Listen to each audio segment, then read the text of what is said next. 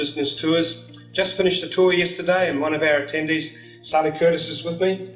To start by telling us about your business, what are you doing? I'm a marketing problem solver, so I have businesses that come to me with their marketing and business development needs that need to be solved. They've usually hit a problem and they come to me for a solution. So you've just had 3 days of bouncing around the Philippines, 2 different cities, visiting a whole lot of places, and I like to think I'm teaching you what to do and not to do and about all the different types of services and pushing your business model. So let's dig into it. Second day after the tour, most heads are still spinning.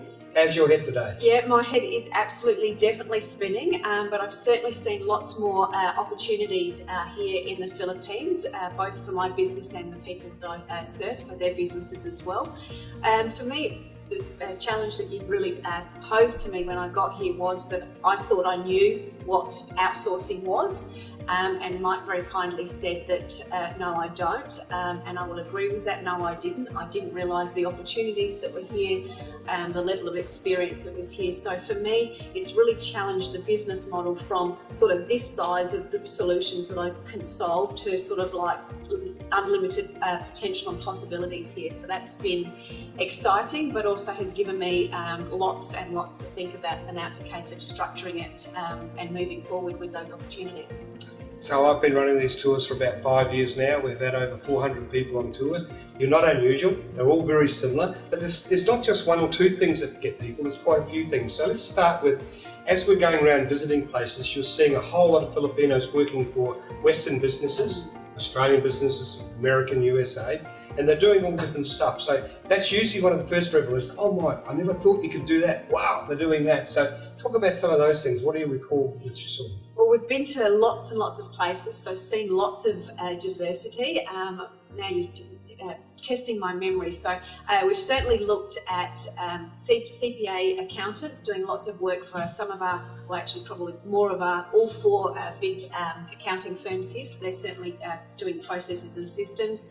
Marketing was obviously something I was familiar with that was outsourced, but the level of business development, of sales, of SEOing, we've also been to see a gaming and app company, and I was pleased to see some of the games that platforms that my son uses. So that was exciting because they're big name and really big name brands like your Disney's and those sorts of things.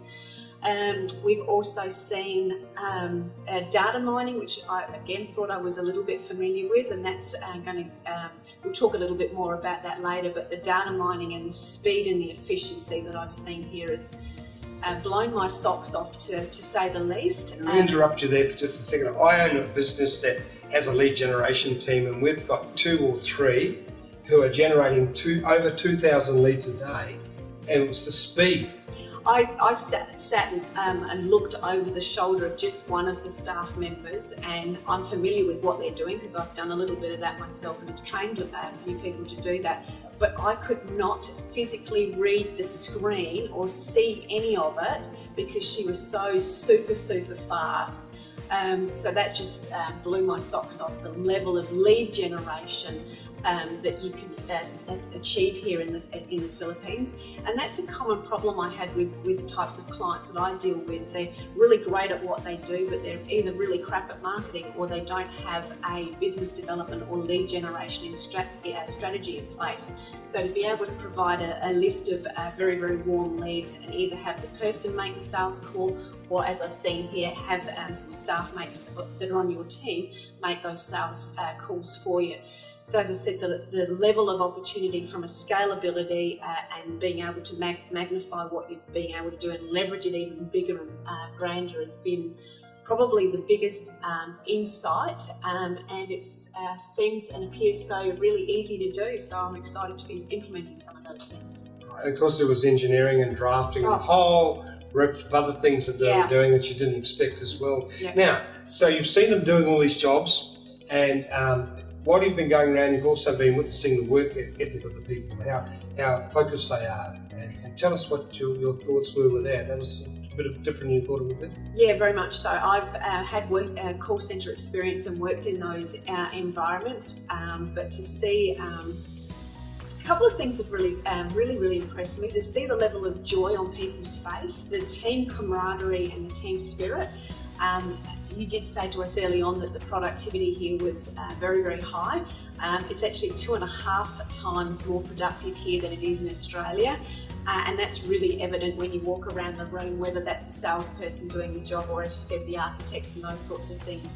Their work ethic and their camaraderie and the way they actually build and leverage the knowledge that they're sharing within the team really adds to that productivity in multiple ways. And I think you'll probably explain that more in a term, tacit knowledge, that you've talked to us about. But the productivity here is just extraordinary. So what Sally's referring to there is there are basically two ways you can hire people overseas. You can hire them home-based or office-based, and then in each one of those there's options around that as well. Specialised services working directly for you, and all sorts of other versions. And we cover those versions and show you those on tour. But the productivity between office space in Australia and office space in the Philippines is, in our experience, about twice to 2.5 times what it is in Australia. And you're going to understand this, the average wage here inside the offshoring industry is just over $100 Australian per week. So the wages are substantially lower and the productivity is a lot higher. Yeah. Now, yes, I know that saves money and creates profit, but what it really opens, and this is what opens the eyes to most people, it opens the door in your business to be able to do a whole lot of stuff that you never thought or you wouldn't consider because you've never been able to afford it.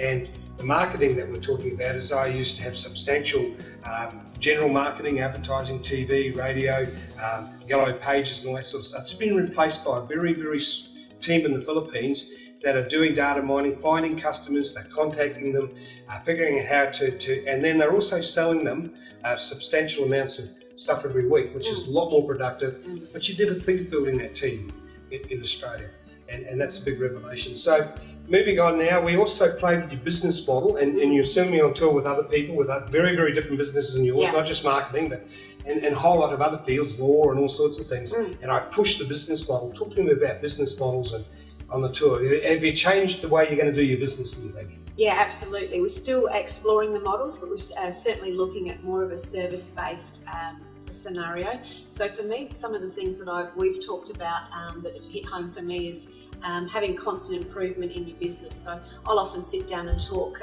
with clients about what's currently working in your business, and lots of the businesses I deal with back in Australia get very, very focused on must do marketing, I must do marketing, but they actually don't understand what's actually is or isn't working for them. So the biggest thing for the business model for me is, okay, well, what do they need and what's actually working, and where can we do that more effectively and efficiently? So that does a couple of things for my business. It enables me to be of a greater service to people. It enables me to provide more profitability for myself, but also faster profitability for them. And what that means is it's creating more financial stability for them in their business and their family, which only works productively for Australia. And of course, that's exactly the same thing that's actually happening here with the Filipinos.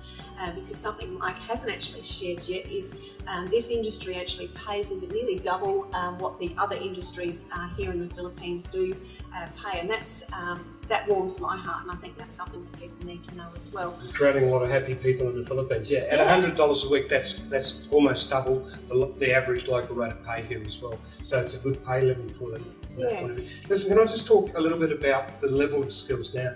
You're a very, I hate to say typical, but you're completely, a lot of you have been, you're in the marketing field, so you've been playing with Upwork and home-based and also services overseas, and you've had all sorts of mixed experiences. Most people come up going, oh, I've tried that, I don't know. And I want to talk about the level of expertise. You met an SEO girl that does SEO, you've met Webbies, you've met a whole lot of other people. Tell me about their level compared to, say, Australians.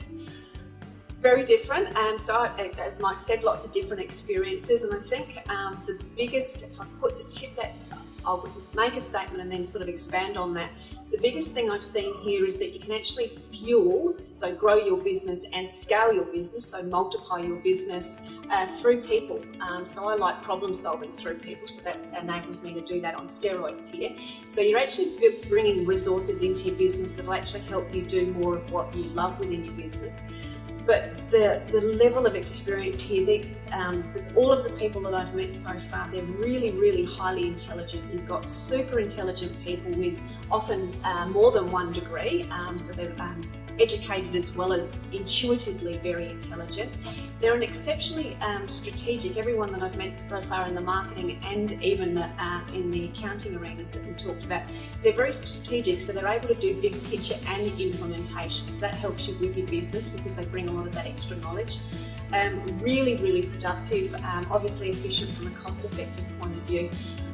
So the skill level, when you add intelligence, very strategic, very specific and specialised skill, as well as productivity and efficiency, what more can you want? You usually get one or the other back in Oz and in some of the other places that I've utilised staff before, but to have the whole bundle, pretty cool.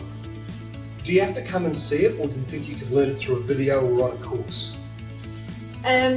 Definitely need to experience it in my case.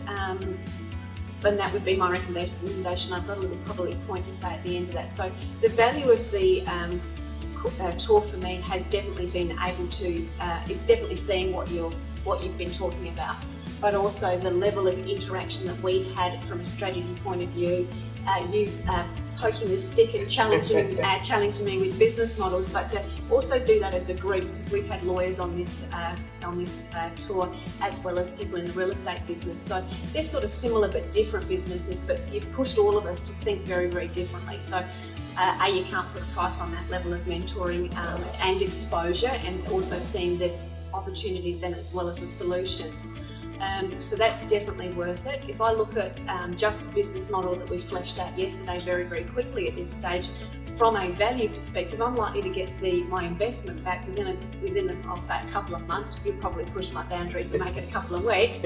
So the value is definitely there from coming and experiencing it. You can't see and feel the smiles on people's faces. You can't see how excited and proud they are of the companies that they work for. You can't see how excited they are to bring somebody else into their family and share how it's changed their life and how they're changing the businesses that they work for's outcomes as well. That's been really, really cool to be able to experience that and sort of interact with everybody, as well as the owners of a lot of the businesses. We've been able to interact with them and ask them some very poignant questions and sort of dig into how and why they came and set up here and then provide these services. So there's multiple layers. It's a huge opportunity. Absolutely come and experience it. You won't regret it, and you'll get a return very, very quickly, I'm sure.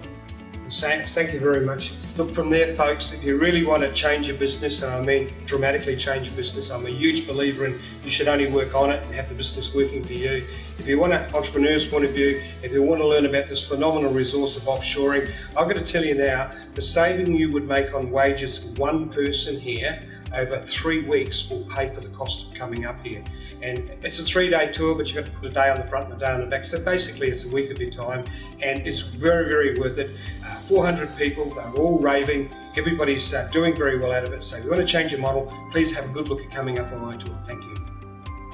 Something I just wanted to say, as Mike's challenged me so much that since I've been on the course, is I speak to lots of solopreneurs and small business owners that are in that coaching and consulting area, or lots of people that have done lots and lots of personal development courses. They're going and doing more training, spending $4,000, $5,000 and $10,000 on these training programs. I'm going to challenge you to actually stop all of that and reinvest that money in doing a tour, but also in finding people to help you do more of what you need to be doing instead of learning what you could be doing, because by outsourcing it, you're actually really making a huge difference to your business. You'll be able to look at those numbers and make incremental improvements to grow your profitability in your business. You'll find resources that are experts in their field that can just maximise and leverage and do those things for you that you really shouldn't be doing. Why learn to do things that you're not necessarily gifted at when you can find somebody that is highly skilled and highly gifted at it that can do it for you? And that way you're actually creating really great staff and a really great team environment that's only going to be beneficial to your business. So stop doing personal development trainings and repurpose that money into finding great people that enable you to do more of what you love. Thank you very much. I really appreciate that. Look, I'll finish it off on my note as well, my little rant. If you think this is bad for Australia or the United States or whatever, think again. It's definitely not. The vast majority of businesses coming up on tour, they go back, they dramatically grow their business, which grows profit, and they end up putting on more people in their own country with the team here building it. And that was the case with me. I came up because my business was in trouble. Yes, initially a few jobs came up here, but very quickly the team here gave me my profit back, gave me my growth back, and suddenly we employed a lot more Australians as a result of here with much higher profit. Everything's been good for the country where you come from. This is a phenomenal resource and a phenomenal ship. You want to get involved. Thank you.